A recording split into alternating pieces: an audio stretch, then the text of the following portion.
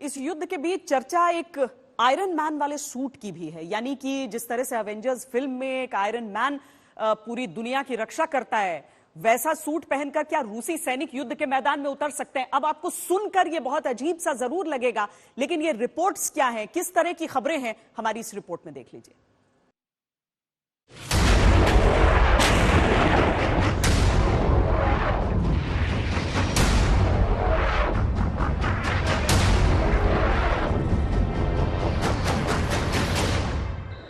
रूस और यूक्रेन के बीच 26 दिन बाद भी जंग का कोई नतीजा निकल नहीं पाया है।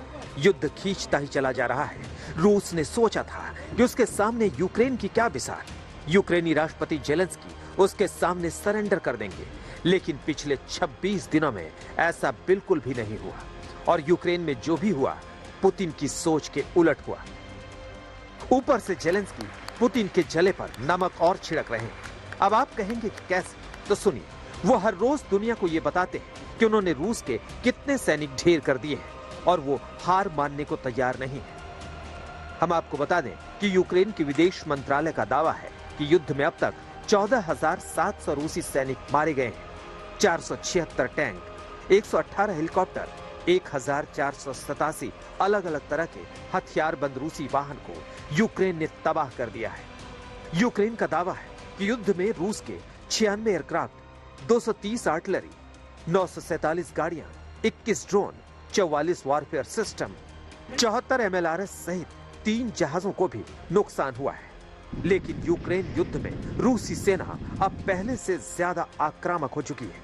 रूस ने यूक्रेन के हमलों से अपने सैनिकों को बचाने के लिए एक खास आयरन मैन स्टाइल का सूट तैयार किया है।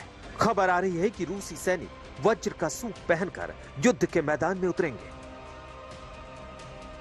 हाईटेक आयरन मैन स्टाइल के ये सूट सैनिकों को कड़ी सुरक्षा, बेहद मजबूती, सटीकता और मुश्किल इलाकों में तेजी और लंबी दूरी तक चलने की क्षमता प्रदान करता है।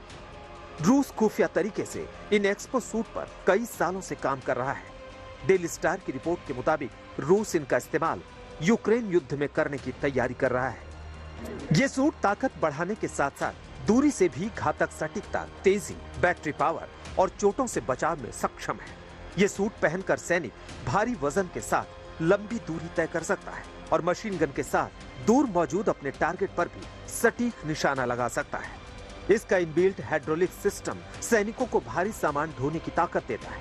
पिछले साल परीक्षणों में रूस के रोस्टेक स्टेट कॉर्पोरेशन ने दावा किया कि आयरन मैन सूट सीरिया के अभियानों में बहुत प्रभावी साबित हुआ था।